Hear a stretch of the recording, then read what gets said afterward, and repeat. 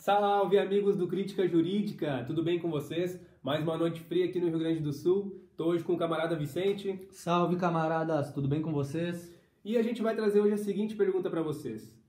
Qual a possibilidade de Luiz Inácio Lula da Silva garantir a eleição em primeiro turno agora em 2022? Também lembrando que a gente vai trazer aqui quais são os impasses que impossibilitam ele de, no momento atual, já ter garantido essa eleição. Né? Porque a gente sabe que tem muita coisa envolvida, tem o candidato Bolsonaro, a gente teve outros candidatos aí que se colocaram como terceira via, que também a gente vai, se valer a pena, a gente vai discutir aqui. Alguns que ainda estão ali buscando o seu pedaço de carne, mas vamos ver, né, o que a gente discorre aí sobre o assunto. Né, exatamente, perfeito aí, Tomás, camarada Tomás fez uma descrição perfeita. E então, pessoal, a gente vai comentar aí as pesquisas que saíram ultimamente. Perfeito. E também aquelas manifestações que rolaram lá pelo Nordeste, que o Bolsonaro também tentou fazer as suas motociatas e o Lula também fez a sua manifestação.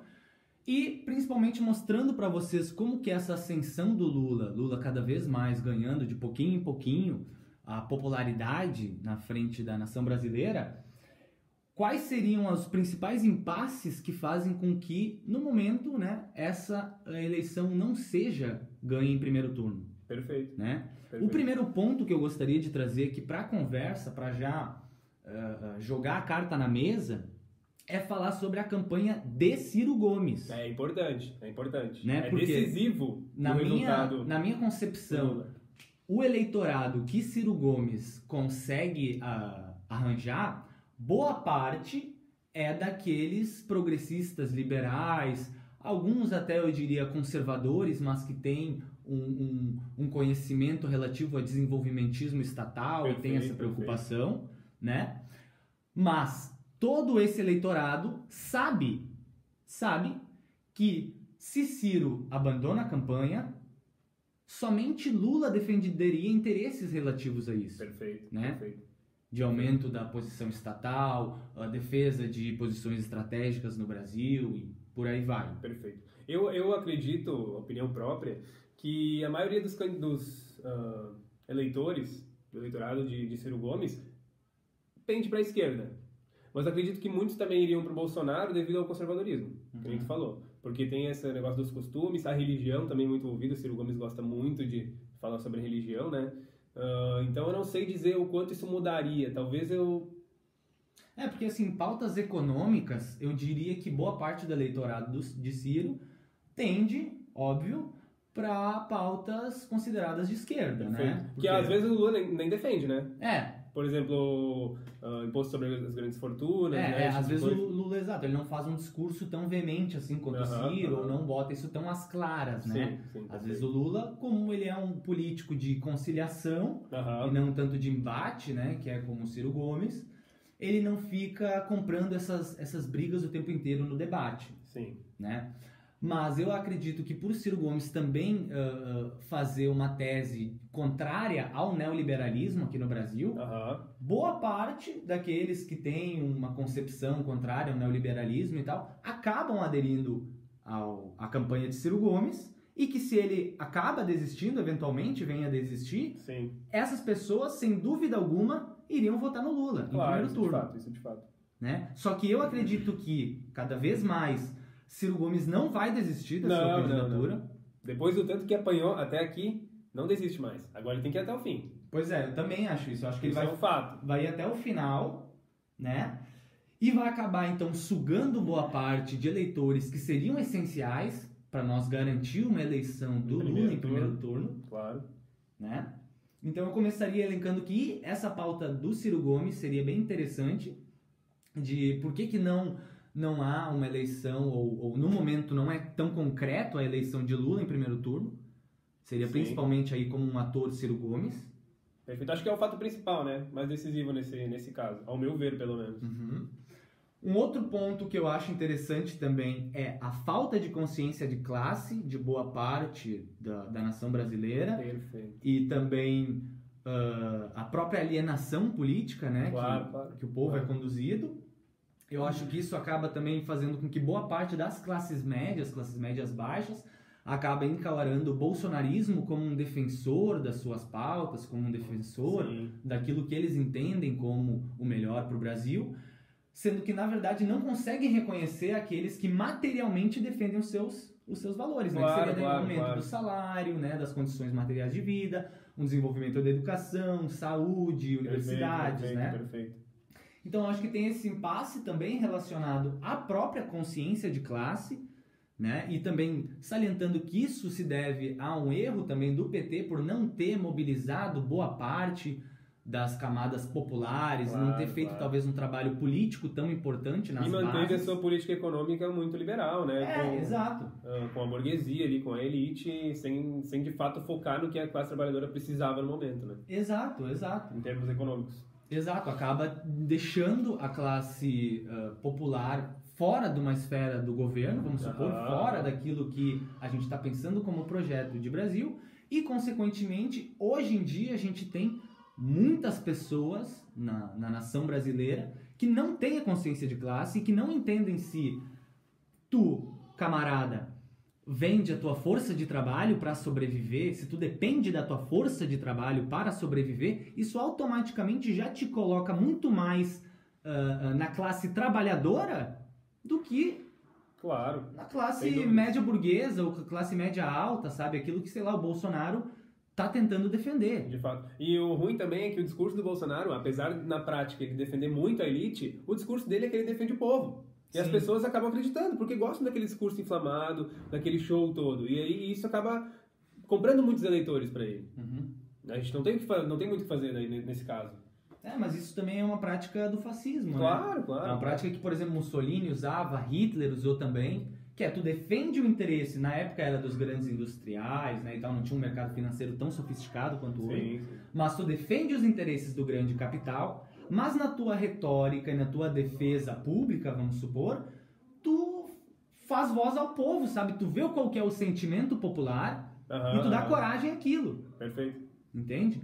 Então, eu acho que muitas pessoas daí, por não terem esse amadurecimento da sua consciência de classe, por boa parte do período petista, a gente não tem investido tanto na politização das camadas populares, muitas pessoas hoje em dia acabam caindo nessa narrativa. Sim, de fato. Né?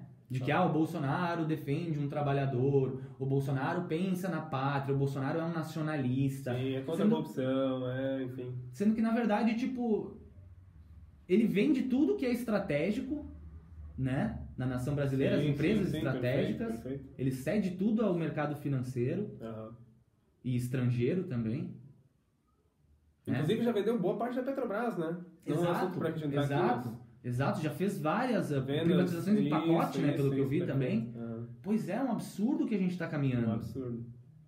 Né? E aí eu acho que esse perigo, esse problema da consciência de classe acaba também gerando aí uma consequência para a gente não conseguir a eleição do Lula em primeiro turno. Sim. Né? A gente tem também esse outro ponto agora que foi lançado ultimamente, eu vi aí nas mídias, da PEC eleitoreira, a PEC que o Bolsonaro está tentando mandar agora para jogar dinheiro a seu bel prazer, né? Porque realmente, como a gente tem dito aqui nos últimos dias do canal, o salário mínimo não compra mais nada, a inflação vem comendo tudo. Nem a cesta básica, não. Nem a cesta básica. Então ele vai tentar jogar esse dinheiro para fazer as camadas populares da sociedade meio que ainda entenderem, não, olha só, o Bolsonaro ainda defende nossos interesses, ele ainda tá com o povo, né? Sim. Não importa que o dólar tá alto, tudo que é commodity tá alta, o alimento tá caro. Não, pelo menos agora não. A gente sentiu uma condição material mais significativa. É o que fazem pré-eleição, né? Claro que tem a ver a redução do ICMS também nos estados, que alterou centavinhos. Agora o pessoal tá pedindo a redução a zero do ICMS. Cara, nem assim vai mudar muita coisa, porque não é o ICMS que vai mudar alguma coisa na política, ou na nossa condição de vida, nosso dia a dia. Entende? E outro ponto que esse aqui vai ser um tanto polêmico, né? Mas que eu particularmente acho que faz o Lula nesse momento, nesse retrato das pesquisas, não aparecer com tanta concretude como campeão em primeiro turno. O ponto é ter escolhido o Alckmin como vice. Meu Deus do céu. Será que foi tão estratégico assim? Cara, eu acredito no seguinte, estratégico, dependendo do ponto de vista. Estratégia para permitir governar, talvez. É que assim, ó, o que dizem aqueles que defenderam essa coligação? Sim. Eles falam assim, ó, é importante ter o Alckmin como vice, porque boa parte dos empresários e daqueles que são, vamos chamar assim, mais envolvidos no sistema de empresarial brasileiro, de São Paulo, são majoritariamente próximos a Alckmin, ou cederiam aos charmes de Alckmin, entende? Sim. Aí não sei, o que tu acha disso? Cara, eu não acredito que seja necessário ter essa pessoa, entende? Eu acho que o Lula poderia conquistar isso por si só, entende? Acho que não precisava ter uma coligação com algo. Acho que é perigoso, né? O Lula, a gente sabe que ele já tem certa idade, né? A gente estava comentando sobre isso esses dias. A gente não sabe o que vai acontecer se, por exemplo, ele sai da presidência e assume um Alckmin. E aí, o que acontece? Uhum. E a conquista de ter elegido Lula presidente, não vai por água abaixo? Pois é. Toda a esquerda mobilizada para daí a gente ter um... pra gente ter um cara ali... Pois é, o risco de ter Alckmin como vice é muito grande. Sim, muito grande. Sabe? Muito grande. E eu não sei até que ponto ele arrasta tantos eleitores assim. Não acho eleitores, um cara carismático. Eu acho que ele só afasta. Sim, sabe? Eu não acho ele um cara carismático. Ele é um cara que, olha, não, ele sabe fazer um debate, ele tem uma voz boa, entendeu? Tem uma retórica interessante, as massas entendem ele. Não, de fato não. Né?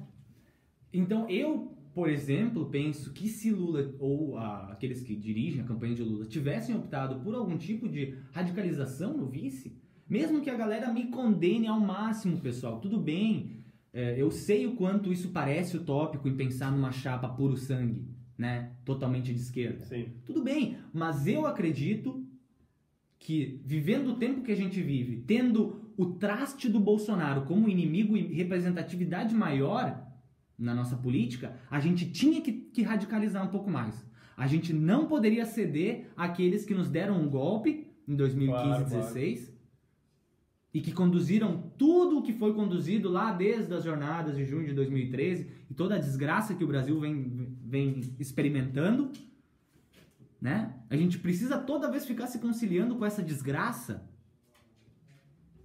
né? Então, esse ponto para mim faz eu pensar que muitos daqueles que são marxistas-leninistas ou que têm uma perspectiva revolucionária acabem não optando por votar em Lula em primeiro turno e depositando um voto útil daí para outros. Até porque o convite de Alckmin para vice-presidência só reforça a continuação da política liberal que Lula já teve nos seus mandatos anteriores. Pois é, exatamente. Esse também é um risco. Pensa, a gente vem falando ultimamente que não é mais possível políticas econômicas, jurisdicionais, neoliberais, de enxutamento do Estado. Né? A gente tem que pesar principalmente por desenvolvimentismo estatal. Claro. Né? Isso já vem de bastante tempo. E aí o que está sendo sinalizado? Que a gente precisa de Alckmin e empresariado paulista. Sim. Ou seja, até que ponto a gente não vai fazer a mesma estratégia que a gente fez depois de 2002? Sim.